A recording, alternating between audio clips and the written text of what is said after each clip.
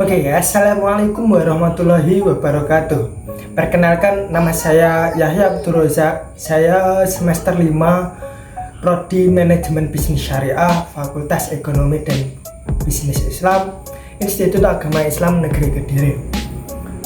Oke, sebelumnya saya ingin menyampaikan bahwa saya membuat video ini untuk menyelesaikan tugas dari mata kuliah Manajemen Resiko Bisnis Syariah, lebih tepatnya ke Pra-UAS ya. Oke teman-teman, kali ini kita akan membahas tentang manajemen risiko dalam konteks bisnis syariah. Video ini akan menjelaskan gambaran umum manajemen risiko, tujuan dan manfaatnya, serta studi kasus dari salah satu perusahaan syariah yang berhasil mengelola risiko. Nah, buat kalian yang tertarik sama bisnis syariah atau ingin tahu lebih dalam tentang mitigasi risiko, jangan skip ya, tonton sampai akhir. Oh iya, referensi dari video ini akan saya sertakan di akhir video ya. Nah, teman-teman, apa sih manajemen risiko itu? Nah, manajemen risiko adalah proses identifikasi, analisis, dan mitigasi risiko yang bisa berdampak pada keberlangsungan bisnis. Dalam bisnis syariah, manajemen risiko dilakukan dengan tetap berpedoman pada prinsip syariah seperti keadilan, transparansi, kemudian menghindari gharar dan ketidakpastian berlebih. Prinsip ini itu membantu bisnis syariah untuk tetap adil, transparan, dan berkelanjutan, baik untuk pelaku bisnis maupun konsumennya. Lalu kenapa sih mitigasi risiko ini penting? Nah, dalam bisnis syariah itu tujuan mitigasi risiko antara lain yang pertama yaitu melindungi aset perusahaan dari potensi kerugian. Yang kedua, menjaga stabilitas bisnis di tengah fluktuasi pasar. Yang ketiga, membangun kepercayaan stakeholder, baik itu investor maupun pelanggan. Sementara manfaatnya adalah memastikan bisnis tetap berjalan sesuai prinsip syariah dan meminimalisir dampak kerugian yang tidak diinginkan. Nah, dengan mitigasi yang baik, bisnis syariah bisa lebih tahan banting dan berkelanjutan. Oke, sekarang kita masuk ke studi kasus ya, biar lebih kebayang nih bagaimana sih manajemen risiko ini diterapkan di perusahaan syariah atau bisnis syariah. Kita ambil contoh dari perusahaan syariah terbesar di Indonesia, yaitu Bank Syariah Indonesia. Oke teman-teman, siapa sih BSI itu? BSI adalah hasil merger dari 3 bank syariah milik BUMN sih sebenarnya, yaitu BRI Syariah, BNI Syariah, dan Mandiri Syariah.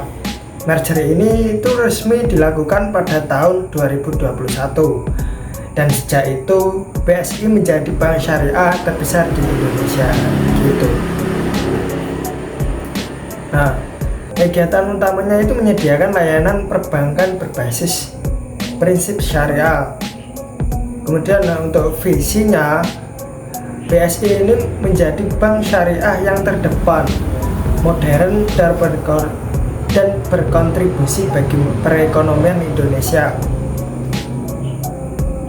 BSI ini juga memiliki misi yaitu memberikan solusi keuangan syariah yang inklusif, inovatif, dan kompetitif. Nah, apa sih produk dan layanan dari BSI ini? BSI ini menawarkan beragam produk sih, seperti yang pertama itu ada tabungan syariah dengan akad mudharabah atau bagi hasil. Kemudian yang kedua yaitu pembiayaan syariah seperti murabahah, jual beli, dan musyarakah atau kerjasama. Yang ketiga itu ada investasi halal seperti deposito syariah, syukur, dan reksadana syariah. Yang terakhir itu ada yang namanya pembiayaan UMKM untuk mendukung ekonomi kerakyatan. Nah, menariknya BSI ini punya peran penting dalam mendorong inklusi keuangan berbasis syariah.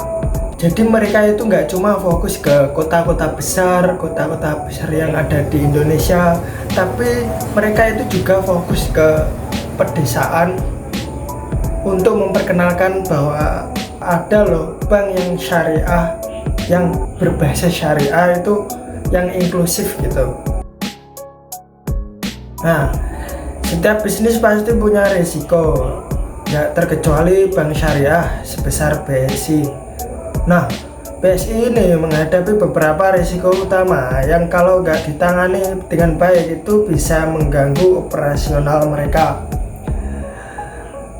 Bagaimana risiko yang dihadapi oleh bank syariah ini? Yang pertama yaitu ada risiko operasional. Ini adalah risiko yang timbul akibat kegagalan sistem, kesalahan manusia atau proses internal yang gak berjalan dengan baik. Nah, contohnya nih, kalau ada gangguan sistem IT seperti server error saat nasabah mau bertransaksi, bisa bikin layanan jadi terganggu. Akibatnya apa? Nasabah bisa kecewa, reputasi BSI bisa terancam, bahkan bisa kehilangan pelanggan. Yang kedua yaitu ada risiko keuangan. Resiko ini muncul ketika ada kredit macet atau pembiayaan yang gak bisa dilunasi oleh nasabah. Misalnya, seorang nasabah UMKM ini mengajukan pembiayaan dengan akad murabahah, tapi usahanya gagal dan gak bisa bayar cicilan. Kalau kasus kayak gini sering terjadi, ini bisa-bisa keuangan BSI jadi terganggu. Nah, berikutnya yaitu ada risiko pasar. Risiko pasar itu berhubungan sama fluktuasi ekonomi, nilai tukar atau suku bunga. Nah, misalnya ketika kondisi ekonomi global nggak stabil gitu, produk investasi syariah seperti sukuk bisa terdampak. Nah, hal ini bikin keuntungan yang diharapkan jadi nggak sesuai target. Yang keempat yaitu risiko regulasi. Sebagai bank syariah, BSI harus patuh sama regulasi yang ditetapkan oleh OJK dan Bank Indonesia. Nah, kalau ada perubahan kebijakan atau aturan baru gitu ya, BSI harus cepat beradaptasi. Contohnya, perubahan terkait pajak atau aturan pembiayaan syariah. Nah, intinya ya teman-teman, empat dari resiko ini adalah tantangan besar yang harus dihadapi BSI biar bisnis mereka itu tetap berjalan lancar dan sesuai prinsip Islam atau prinsip syariah. Supaya risiko-risiko tadi tidak bikin kacau, BSI menerapkan mitigasi risiko yang terstruktur dan sesuai dengan prinsip syariah tentunya. Nah, mari kita bahas strateginya yang digunakan dari BSI ini. Yang pertama yaitu untuk risiko operasional. BSI memperkuat sistem IT mereka dengan menggunakan teknologi yang canggih dan stabil. Nah, mereka juga rutin mengadakan pelatihan karyawan untuk meminimalisir human error. Nah, seperti kayak kecurangan-kecurangan yang dilakukan oleh karyawan. Selain itu, BSI menyediakan backup sistem untuk mencegah layanan down saat terjadi gangguan. Lanjutnya yaitu untuk risiko keuangan. Sebelum memberikan pembiayaan, BSI melakukan analisis risiko kredit yang ketat. Mereka memeriksa kelayakan nasabah secara detail. Nah, BSI juga menerapkan akad yang sesuai syariah seperti mudharabah untuk memastikan transparansi dan menghindari risiko spekulasi.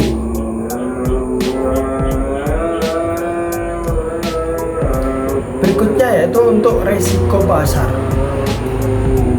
BSI melakukan diversifikasi produk keuangan, jadi mereka nggak bergantung pada satu produk aja, tapi menyebar ke berbagai layanan seperti sukuk, deposito, dan reksadana syariah. Selain itu, BSI juga melakukan monitoring pasar secara berkala biar bisa cepat mengambil keputusan saat ekonomi bergejolak. Nah, berikutnya risiko regulasi. BSI selalu update kebijakan terbaru dari OJK atau Otoritas Jasa Keuangan dan Bank Indonesia. Mereka punya tim khusus yang memastikan operasional bank tetap patuh aturan. Selain itu, BSI juga rutin berkomunikasi dengan otoritas keuangan untuk memastikan bisnis berjalan sesuai ketentuan. Nah, kenapa strategi ini dipilih oleh BSI? Karena BSI harus menjaga reputasi sebagai bank syariah terpercaya. Selain itu, mitigasi risiko ini sejalan sama prinsip kehati-hatian dan transparansi dalam syariah. Dengan strategi ini, BSI bisa memastikan layanan tetap stabil, nasabah puas, dan bisnis mereka makin berkembang. Jadi teman-teman, dari pembahasan tadi kita bisa tarik kesimpulan bahwa manajemen risiko bisnis syariah ini itu penting banget untuk menjaga bisnis tetap berjalan stabil dan sesuai prinsip Islam. Dengan strategi mitigasi risiko yang tepat, risiko bisa dikontrol lagi dan bisnis jadi lebih kuat. Oke, semoga video kali ini bermanfaat bagi kalian semua. Kalau ada yang mau ditanyain, langsung aja tulis di kolom komentar ya. Jangan lupa like, share, dan subscribe channel ini biar gak ketinggalan video menarik lainnya. Oke, sekian, terima kasih. Wassalamualaikum warahmatullahi wabarakatuh, and see you next video.